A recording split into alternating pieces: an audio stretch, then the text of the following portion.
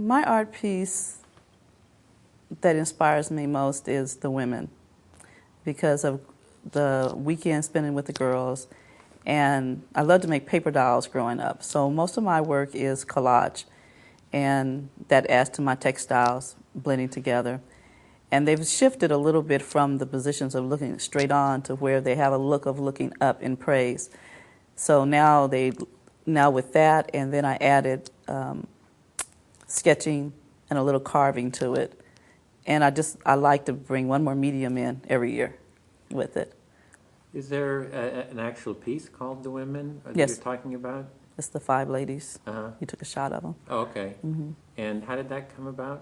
It's the 5 ladies. It's the 5 women that I spent the weekend with in Apple Valley. So instead of calling them by their name, each one of the girls in the picture represent my friends. So the one that has the talking stick is Knowledge. She represents my friend Kimberly. The one with the basket of flowers represents Robin, which is Radiance. The basket of herbs represents Cherie, which is Sincerity. The basket of food represents Mamie, which is Magnificent. And then I carry the fabric on my head, which is Zelius. So every time one of my girlfriends sees that picture, they know that I was thinking of them whenever I present one of those paintings. And how did that come about? I mean, what was Just spending the weekend with them. And then what happened? Can you just say how the ideas came about and how they evolved?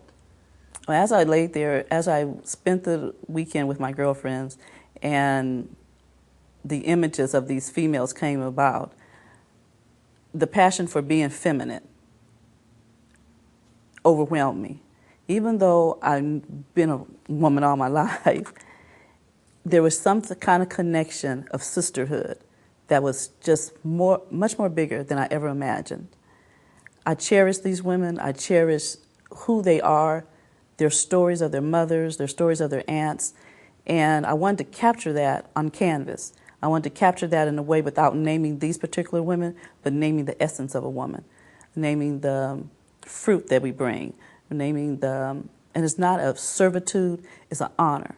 It's an honor to be created the way I am. It's an honor to be able to give to others. It's an honor to be able to serve and be adored by other women as well as men. But the camaraderie of sisterhood was just so powerful. And as that changed, I was going through a transition in my life and doubting myself in different ways.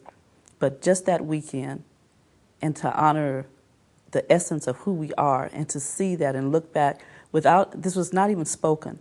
It just came from within. And I wanted to capture it on the canvas.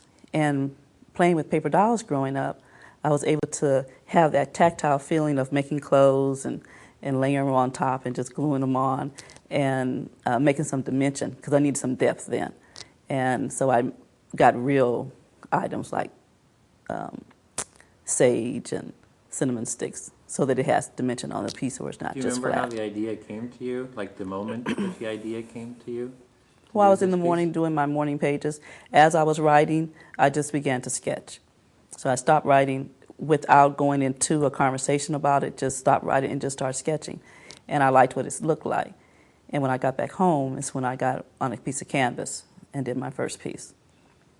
So are your morning pages like a source of ideas for you? Yes, like The Artist's Way, Julie Cameron. I like the book, the Julie Cameron, The Artist's Way. And so in the mornings, I write 3 pages. And sometimes when I first get up, and sometimes I've been up for a while, but it's just random thoughts. And as I write, sometimes it's inspiring me, and sometimes it's just stuff that I don't need to say out loud. And I write it down. But when I look back over it, it's highlights for some of my artwork. And sometimes it's highlights for letter writing. But I like the release that it does. It's a conversation that I can have with myself and not necessarily share. But if I do share it, it's not as feisty as it could be sometimes. And sometimes it's a lot more passionate than I thought I sound. When I had the vision of the girls, I wrote about it. No, I drew about it first. And then I went back and started writing exactly what the images meant. Exactly how, I didn't put my girlfriend's names at them at first. It was just the figures, because it's totally abstract. It doesn't look like any particular woman. But as I was writing, my appreciation for femininity, my appreciation for the struggle that women have went through, especially women of color who are called black, especially that struggle, that non-being acknowledged. And as I was drawing them and as I was adding the vegetables or the herbs to them or the talking stick, it's what we do. We automatically give to people. We automatically share. We automatically lift up. We automatically praise. And we automatically acknowledge each other. And I think more of it should be done. But I love the sisterhood without even a conversation. It's just there, just on common ground. The people of the Art of Living Black, it's just a common, we have one particular source. Ray Louise, her dreams, we all come together.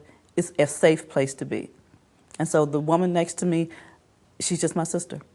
And we have a common ground just being in that room for the weekend or any art show I've been to. Or when I even go to the store and I run into somebody from the Art of Living Black, it's automatic connection.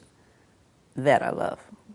Part of it, my drawing started when I was sitting in church and I used to write notes all the time because I had to keep my hands busy. So I would write with the minister's sermon and then I started drawing the sermon. And then that's when I started listening differently because then what he was saying was more picturesque instead of this is the fact, this is the fact, this is the fact. And now it was a picture. Now it had, I retained it more when I sketched it out. And very crude sketches, very abstract sketches, but when I look back at the sketching, I remember the whole sermon, as opposed to all the little notes on the side of my Bible. And that's when I actually started sketching work. Okay. And what is it about fire that you're saying that Oh, fire's so beautiful.